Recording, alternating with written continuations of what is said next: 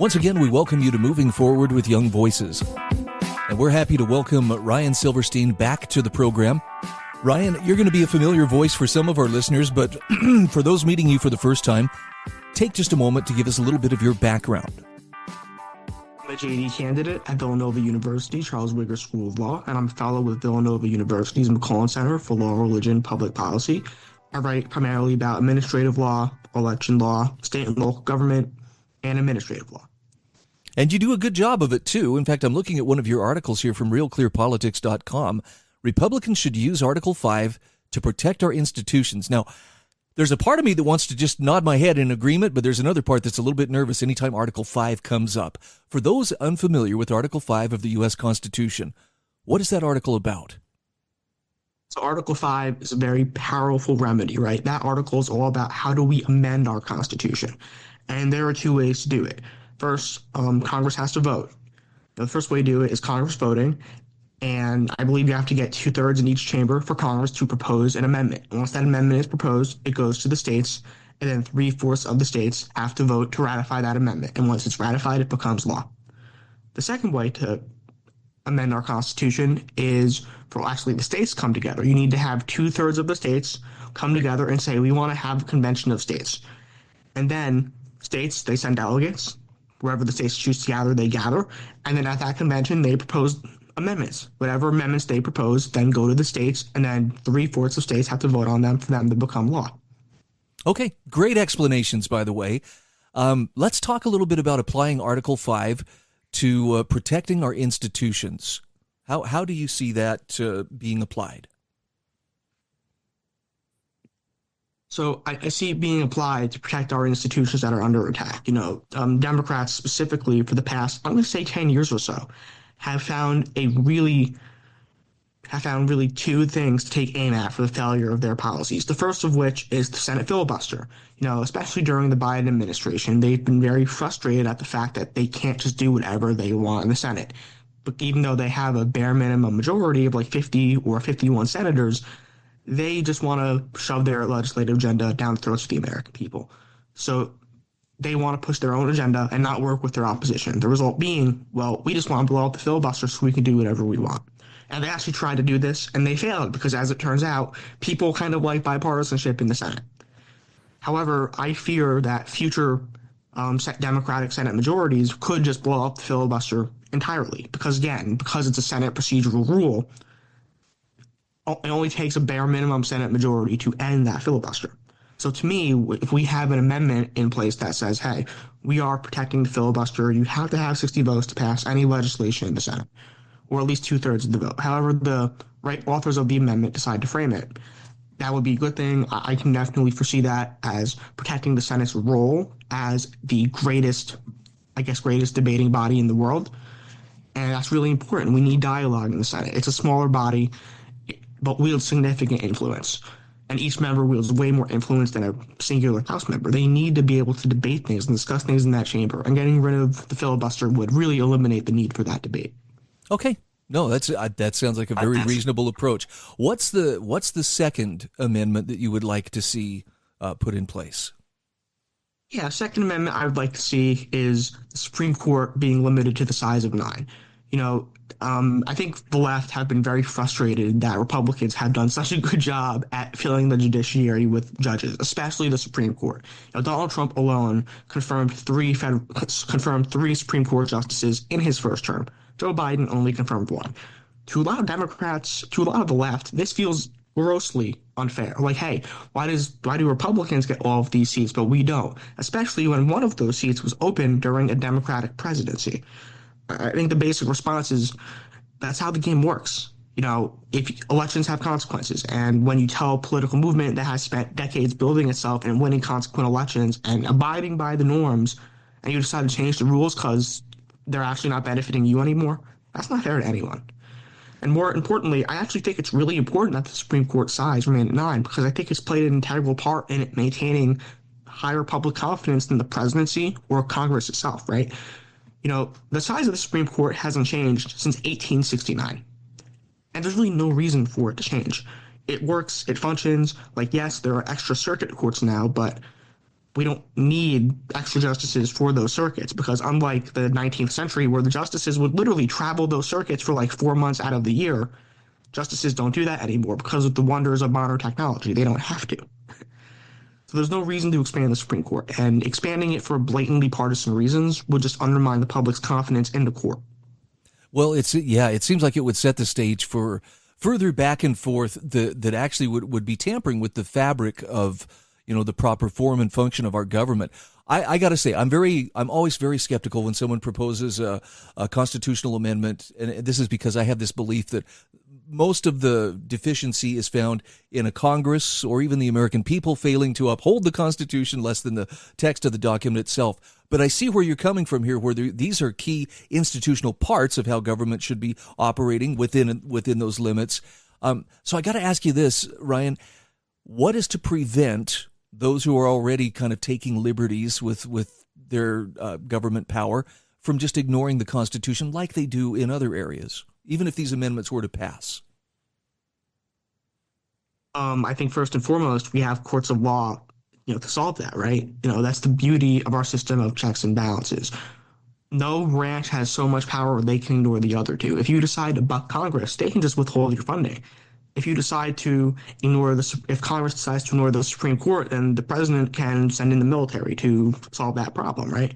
So it's really these constant tensions, these battles for power within our federal government and our state governments as well, that really make sure they don't tyrannize the people and ignore our Constitution. Would there be temptation to take it beyond those two reforms that you mentioned? I mean, I'll give you, for instance, I hear sometimes talk from various corners of Congress, well, what we need is a balanced budget amendment. And again, I point to a deficiency in Congress and its spending habits more so than, well, if only the Constitution would have limited this in the first place. So I think there's always that temptation. Fortunately, we do have the constitutional safeguard to prevent that from becoming a reality. The three-fourths of states have to approve any amendment. And that's why I'm actually supporting these two amendments, because unlike the ERA, unlike a bill or an amendment limiting spending, these two amendments proposed that I'm supporting, they are deeply rooted in American tradition and history. The Supreme Court, for example, FDR, he tried expanding the Supreme Court, and he failed not because there wasn't a political will on his part, but because the American public rebuked him and said, no, you are attacking a sacrosanct institution that should remain at 9. No, it's an excellent point. And you point out in your article, too, that this may be an issue or at least a solution whose time has come, in the sense that we've seen some pretty dramatic shift in terms of the way the states are being governed, following this latest election. No, we are. We've seen Republicans do really well up and down the ballot. Literally every state in the country shifted to the right. We've seen Republicans flip state legislators, even in deep blue states. We saw Republicans, for example, win the majority in the Minnesota State House, which hasn't happened in a long, long time. We saw Republicans end the supermajority in the Vermont State House, and we saw Republicans keep control of the New Hampshire State House, which is impressive given that state voted for Democrats 3 times in a row. Ryan, do you have a preference as far as constitutional amendment versus Article 5 convention? I mean, you mentioned either one of those could be a possibility. Which would be your preference? I would prefer Congress taking action because a constitutional convention can be a little more unpredictable. Yeah, I know there have been a lot of good people. I mean, really good people who have pushed for it. My worry goes back to, some of the same forces that are co-opting and lobbying our politicians today. I would think would be very hard at work if a convention of the states were to happen. But I also have to concede, what we've been doing to try to rein it in doesn't seem to be working at this point. What's the best way to follow you on social media, and where can people find more of your writings? Yeah, you can find me on LinkedIn at Ryan Silverstein. You can find me on Twitter at Ryan916. That's really where you can find me on social media. Okay, look, I really appreciate your take on this. This is a topic that requires a bit of bravery to approach, but I think you did a masterful job. Ryan, have a Merry Christmas and a Happy New Year. Thank you so much. You as well. Thank you.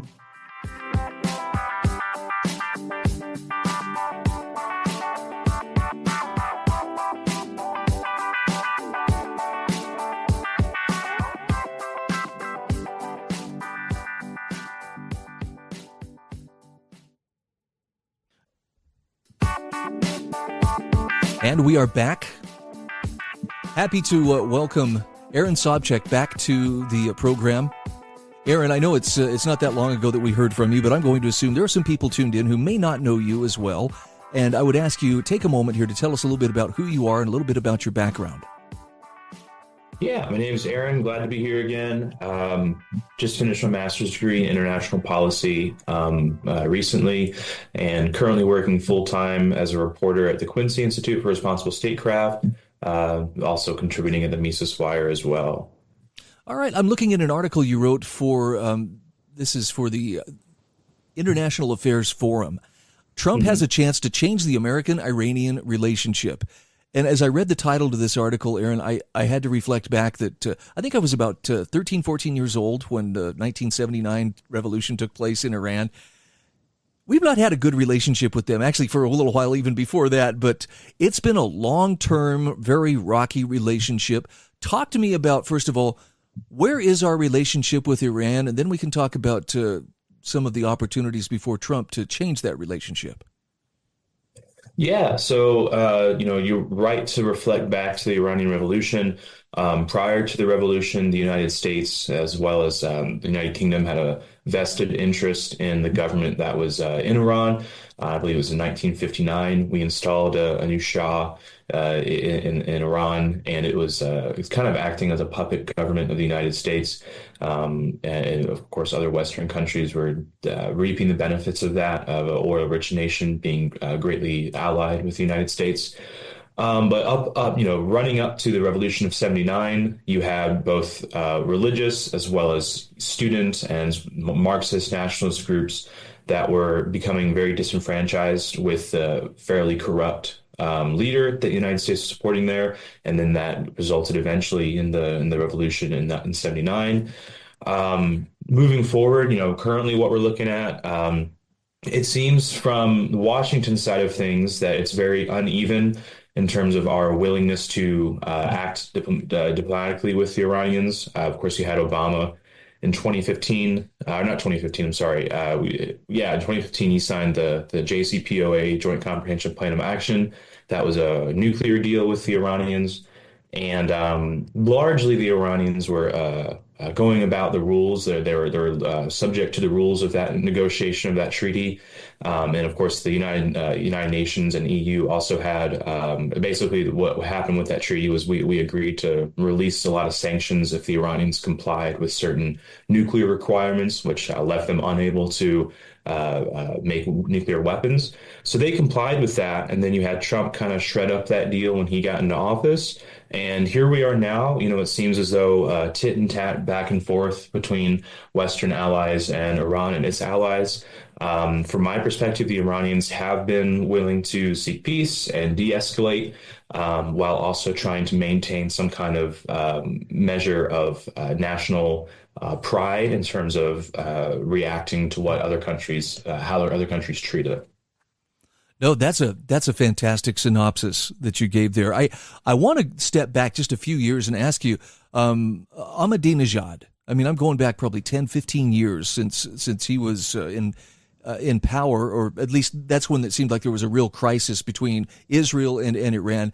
The new leadership in Iran, and I'm talking the president, is there a less hardline leadership at this time? I mean, I'm just curious. I don't really know much about either one of these men, other than Ahmadinejad seemed to be a source of a lot of angst and trouble for both American leadership as well as Israeli leadership. Yeah, I believe that the new leader was brought in under the more reformed side of the government. Of course, with Iran and, their presidents have to be approved by their supreme leader. So there's only a certain level of reforms that we can reasonably expect. But some of our friends in Qatar or Qatar and as well as the State Department have mentioned that the Iranians have attempted to pursue peace before. Biden has, kind of off and on said that he was pursuing a new nuclear deal. And it just never came to pass. Obviously, what was going on in the Middle East with Israel and Iran and its allies probably squandered any chance we had at that, and Biden had at that in this term. Now, No, I do think there are legitimate attempts or legitimate places where we could see peace moving forward, but that's where the Trump aspect might muddle those waters a little bit. Trump was, for some reason, I won't speculate too much as to why, but for some reason, more aggressive towards Iran than even Obama or Bush Jr. were. So, in terms of some of the things, some of the ways he treated them. So I don't foresee him suddenly being more willing to seek rapprochement with the Iranians when he gets into office this time. But, we can hope for the best. Well, I think about some of his, I'll just take, for instance, some of his policies under, the COVID pandemic. It's clear now, and I think it's clear even to him, that in some ways he surrounded himself with the wrong people. And I'm wondering if maybe the people who will be advising him, if the makeup of that has changed somewhat, if that opens the door to possibilities for change, if perhaps, he took a more belligerent stance because he was, operating at the behest of people like, for instance, John Bolton. Yeah, I think that is a factor. Obviously, Bolton, Pompeo were extreme hawks. Now, when looking at who he surrounded himself with this time, I see a mixed bag. So like Tulsi Gabbard is pretty good, although on Iran, she's actually more of a hawk than she is on almost anything else. And the same could be said with like Vivek. Now, Hegseth is kind of a mixed bag. I'm not sure what to make of him. He certainly splits from some of the neocon rhetoric, but he's also from what I can see, very interested in American primacy and can be kind of hawkish. And then we just heard that Elbridge Colby will be placed at a lower level DoD position. So there's some hope there. Unfortunately, you can kind of follow some of the money on this from my perspective in terms of why Trump makes certain foreign policy decisions. And a huge donor of Trump, the Miriam Adelson and that foundation, are big proponents of war with Iran and recognizing that Iran will forever be an axis or a big enemy of the United States. So I think when we see her still donating around $100 million to Trump, we probably will have a similar policy, but we can hope. And I feel like I'm putting on my ice skates to skate right out onto the thin ice as I ask this, but I have to ask it. It seems like a great deal of the animus toward Iran comes from our relationship with Israel, because Israel has serious beef with Iran, and I think vice versa. Do you see that relationship changing at all with Trump versus, the Biden administration? I think Trump, and I don't want to say this 100% with certainty, but I believe Trump might be the only modern president not to recognize the necessity of a two-state solution.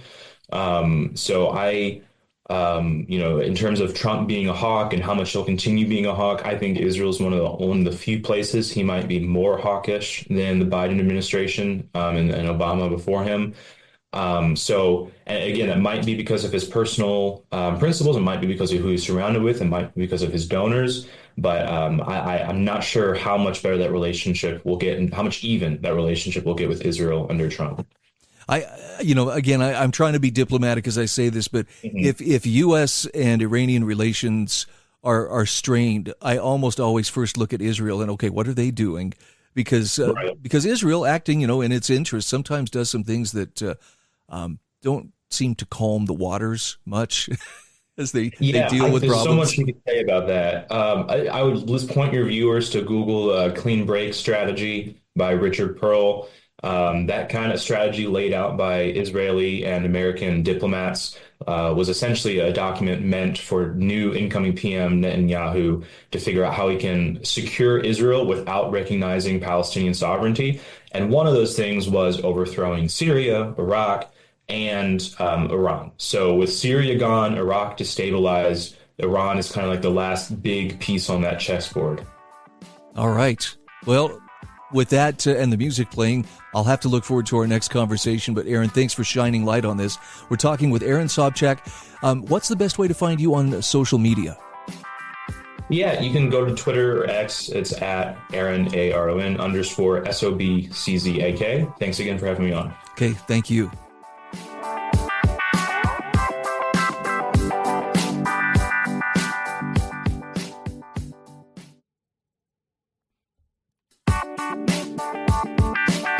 Welcome back to Moving Forward with Young Voices. Hey, we're happy to welcome Peter Clark back to the program. Peter, welcome. Good to see you once again. For those meeting you for the first time, take just a moment to introduce yourself, please. Hey, yes, my name is Peter Clark. I'm a Young Voices contributor and a fellow with the World Vapors Alliance as well. I had no idea such an alliance existed. I consider myself a little bit enlightened here. Hey, we're gonna fight for harm reduction options. So hey, we gotta make it global, right? Well, I'm looking at an article that you wrote here for the OC Register. To make America healthy again, Trump should get rid of PMTAs. As I told you before we got on the air here, I had never heard of a PMTA, but this has to do with vaping. What exactly do we mean with that acronym? All right. So essentially, for any vaping product, or actually really any new tobacco product, to be sold on the market, the FDA requires that they go through a very extensive and costly application process. Now, some people might be confused by why e-cigarettes would be included if it's not technically a tobacco product, but I think as of like 2016, the FDA extended these requirements to e-cigarettes. Because I think, well, actually, technically they didn't extend it then, but they redefined them as a tobacco product back in 2016, and then from there, years later, so on, they had to be subject to this process, which requires research, actual clinical research, confirming the risks and benefits of the product. It gets into the, in some cases, the marketing of the product itself, and among other requirements. But they're so lengthy, I couldn't list them all here. But so you make it pretty clear in your article for those who wish to market an e-cigarette or vape, it is not an easy task. In fact, you point out that the FDA has only approved 34 e-cigarettes for sale after a very lengthy and expensive process. Are they being unfair in the way they evaluate this, or is there really the health risk that would justify making this so prohibitive? That's an excellent question, Brian. I really do not feel that this is a fair process at all. When you look at the cost itself, right, because you have some, e-cigarette vendors, right, that actually make their own proprietary e-juice, right, for what they refer to as like an open system vaping device, which those are the ones that you see where people have the vial of juice and they're refilling it themselves versus the ones with the cartridges. If they have like a house e-juice and they have several of them, right, they have to go through this process for each individual flavor, basically flavoring and bottling that they have, which, ends up obviously for a small company that would just put them right out of business, for one. And two, I mean, it does seem like it is a little excessive considering the research kind of speaks for itself that, there's far less toxins in e-cigarette vapor. There's lessening of cardiovascular risk with vaping. So it does seem like if you're dead set on inhaling nicotine, vaping should be the way to go. So, it is a little prohibitive to have, such costly and time consuming application process, especially when the majority of the applicants get rejected. And it also makes me wonder to what effect the tobacco industry, may have influence, through its lobbying efforts, with federal regulators. I don't know if that's an issue or not. Maybe that's just, me putting a conspiracy theory out there, but it seems like big tobacco has a lot of money to spend and would not be shying away from using it to lobby to keep, competitors like vaping products out of the market and out of their wheelhouse. Brian, that is an excellent observation. I don't know if I have enough evidence as of right now to confirm or deny that. The one thing I will say is that, this process is I wouldn't say quite gatekeeping, but it is definitely presenting huge barriers to entry for smaller e-cigarette producers. And I do, because obviously, like I said, it is quite prohibitive, cost wise and number of resources it would take to actually go through this process. But also too, I think that it's going to stifle innovation in American vaping. right? Because, I mean, a lot of the innovators that, here in the United States, they did so without this regulatory regime or this, pre-market approval process. So, like I think of I know now technically they're a big company now, but Juul, they started off as a startup, right? And, they ended up producing a very innovative e-cigarette in the sense that they popularized nicotine salts, right? Which, I believe it has a lower, I forget if it's a higher or lower alkalinity, which makes it less harsh on your throat. But also, too, it's more efficient in terms of nicotine absorption, which helps, smokers be more satisfied versus, what traditionally was known as free base nicotine, which isn't quite as efficient in terms of nicotine absorption. So, seeing innovations such as what Juul has done in terms of making a very user-friendly vaping device that is very satisfying to a hardcore smoker, I think that it is detrimental to keep the little guys out because, we're keeping out a lot of great products. So, well, and again, to be fair, you had mentioned this earlier. You mentioned it in your article as well. You're not trying to make the case that vaping is risk-free, but it's not exactly an apples-to-apples comparison to say that, well, it's as bad for you as smoking, because clearly smoking is worse on numerous levels. That is correct. Yeah. I mean, I definitely would not suggest if you do not smoke to start vaping. I would not recommend for anybody who's underage to start vaping because it's not, because at the end of the day, it is still an addiction.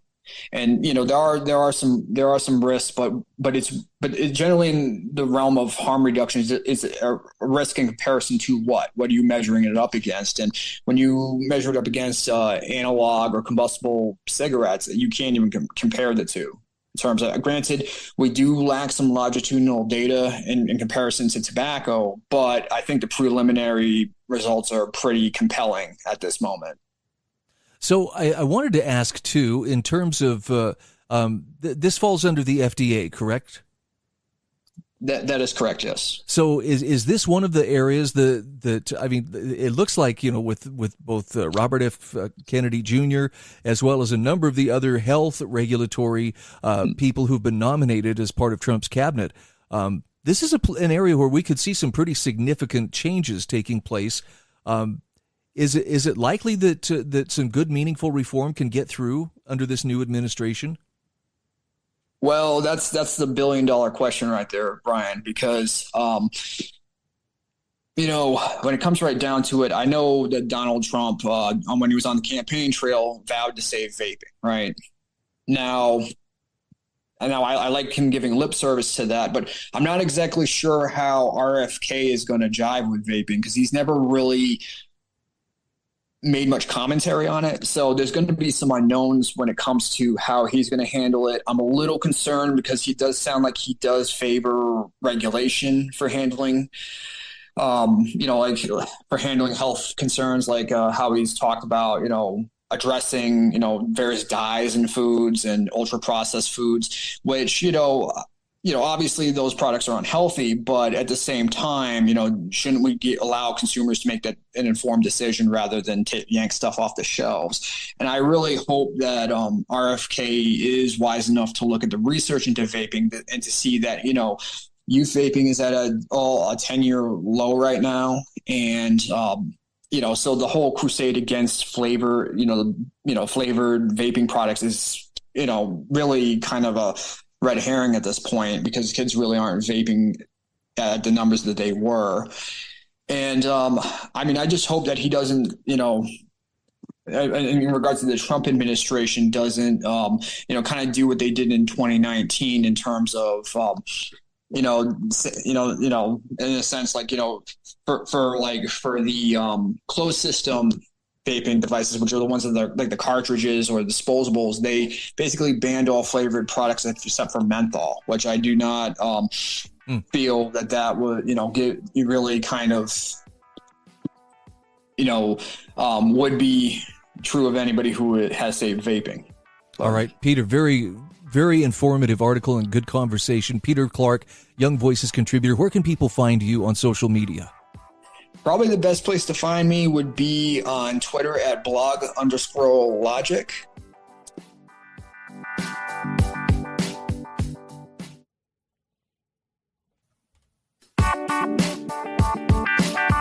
Welcome back. This is our fourth and final segment of Moving Forward with Young Voices. Happy to welcome Matt Cookson back to the program. Matt, it doesn't seem like it's been that long since we talked, but it's always good to visit with you. For those meeting you for the first time, tell us just a little bit about yourself. Yeah, so I've been a contributor with the Young Voices for the past few months. I'm now on to their Middle East History and Peace Fellowship, so focusing a little bit more of my writing on the Middle East. And I work in the defense industry in a supply chain role, and happy to be back on the program. All right, I'm glad I've got you here because I am so confused about all the stuff that has happened and is happening currently in the Middle East. I mean, the sands have shifted so much that it's really hard to keep track. But I'm looking at your article for Real Clear Defense. To subdue Iran and its terrorist proxies, Israel needs Kurdistan. Okay, let's set the stage. We've seen a lot happen this year. What do you consider some of the most significant developments that have happened this year? And when we get to the fall of Assad's Syrian government, we can kind of branch off from there. But what do you consider some of the high points along the way that's brought us to this point? Well, it's certainly been a long and eventful year in terms of Middle East current events. We started the year with the beginning of this long and bloody war between Hamas and Israel that has extended now to fighting between Israel and Hezbollah, a terrorist group in northern Lebanon, and as a result of, or southern Lebanon, excuse me, and we've seen the fighting between Israel and Iranian proxy terrorist groups, Hamas and Hezbollah, lead to the destruction of a lot of the leadership and fighting infrastructure for those two groups. And with the destruction of those two groups, Iran has lost a lot of its power to spread across the region. And as you mentioned, that has also extended to the fall of the Assad regime in Syria.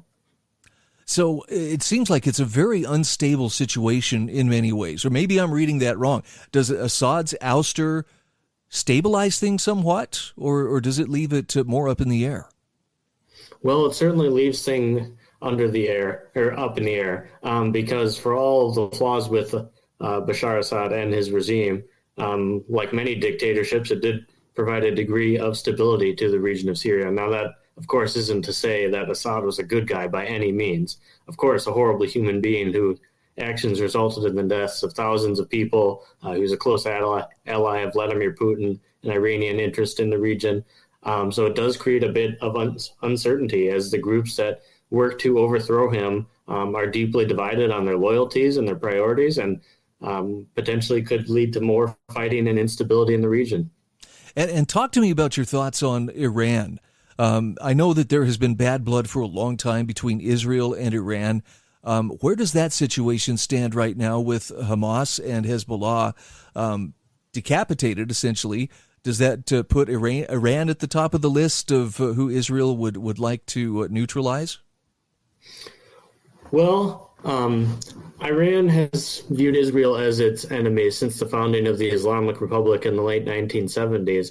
And to avoid sort of getting into a straight-up shooting war with Israel, they have used their proxies to engage in attacks on Israel. Now that, as you mentioned, Hamas and Hezbollah have been weakened significantly, if not completely eliminated, it does open the door to bring the focus back onto the head of the snake, and that would be Iran, who is leading the attacks and funding a lot of these groups in their wars against Israel.